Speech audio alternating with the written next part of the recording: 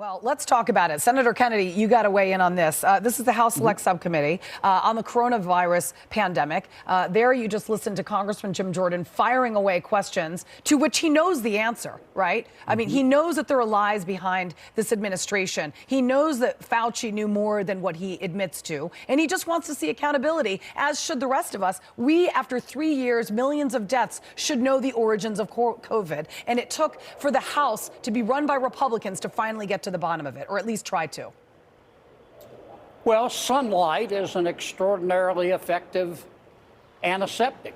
Look, I know Dr. Fauci. He's a smart man. He has a silver tongue. He enjoys doing media interviews.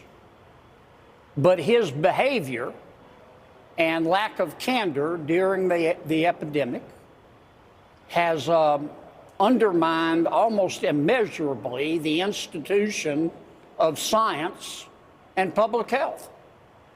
And no one knows who to believe anymore. And I think it's incumbent on Dr. Fauci and his colleagues who participated with him to go in front of the American people and tell them the truth and tell them why they said what they said in light of the evidence that they had that they did not share with the American people.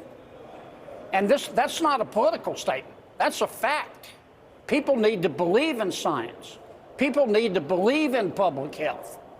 And when you've been through what we've been through, I just think Dr. Fauci and his team have hurt both. Yeah. It's a shame, but we do deserve answers, especially for all those people who lost loved ones. They deserve answers.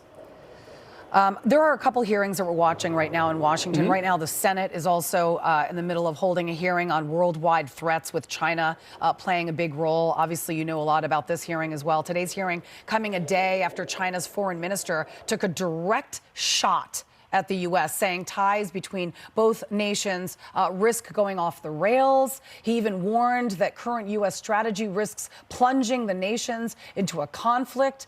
You've got Chinese leader Xi Jinping unleashing similar verbal salvo at Washington. The White House, meantime, brushing off the hostile language. Watch. We seek a strategic competition with China. We do not seek conflict. There's been no change to our one China policy. We don't believe that the Chinese have taken that option off their table of lethal assistance. But we also haven't seen any indications that they've acted on it. And it should not be in China's interest to want to do that. Of course it's not in China's interest to want to do that. But when is it in China's interest to do anything stupid that they do? And what deterrent is there from this administration to stop them from doing so?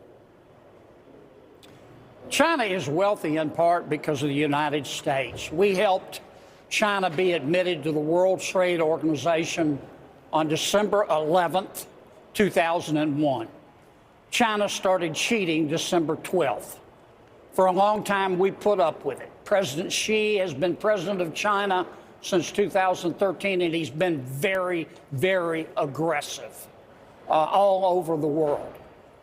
I do not want a Cold War with China. I do not want a hot war with China. All I want from China is for China to be a responsible member of a stable world order. But that's up to China. And President Xi, it is apparent, only understands strength. Appeasing him is like trying to hand feed a shark. Now, having said all that, Julie, that doesn't mean we shouldn't talk. We do need to talk. We need to talk with China about trade, about nuclear proliferation, about the South China Sea, about Taiwan. Let me say it again. I don't want a hot or a cold war with China. But a lot of that's up to China. With President Xi, if you turn the other cheek, you'll just get it in the neck. He understands strength, and we have to be firm but open to improving the relationship. Yeah, we need to show more strength, okay? He's going to come at us with strength.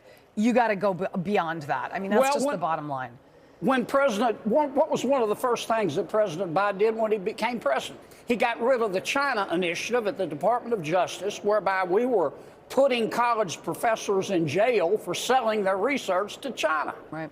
President Biden got rid of it. What kind of message did that send to President Xi? Weakness. Weakness. Yeah. All right. Loved having you on. Thank you so much for hanging out with us as well and just and being so patient. Senator John Kennedy, it's always great to talk to you. Thank you. Thank you.